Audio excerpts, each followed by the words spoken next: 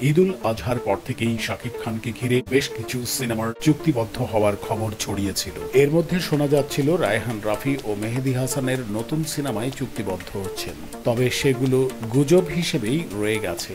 এদিকে গত সপ্তাহে হঠাৎ করেই জানা যায় ঢালিউডের শীর্ষ এই নায়ক নাম ঠিক না হওয়া একটি সিনেমায় চুক্তিবদ্ধ হয়েছেন। তারপর থেকে শোনা যাচ্ছে শাকিব খান নতুন সিনেমার জন্য পারিশ্রমিক বাড়িয়েছেন দ্বিগুণ, এমনকি সাইনিং মানিও আগের চেয়ে বাড়িয়েছেন।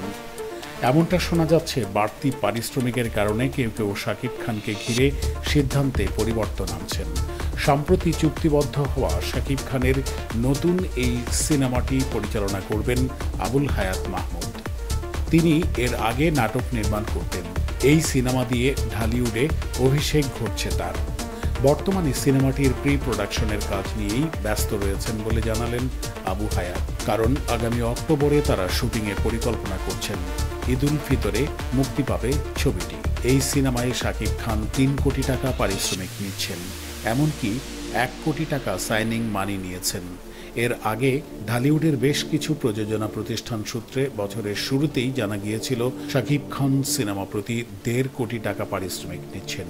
এর মধ্যে শোনা যাচ্ছে পারিশ্রমিক দ্বিগুণ করার গুজব।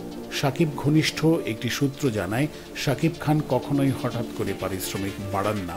বর্তমানে তার চাহিদা রয়েছে বলেই তিনি পারিশ্রমিক কিছুটা বাড়িয়েছেন।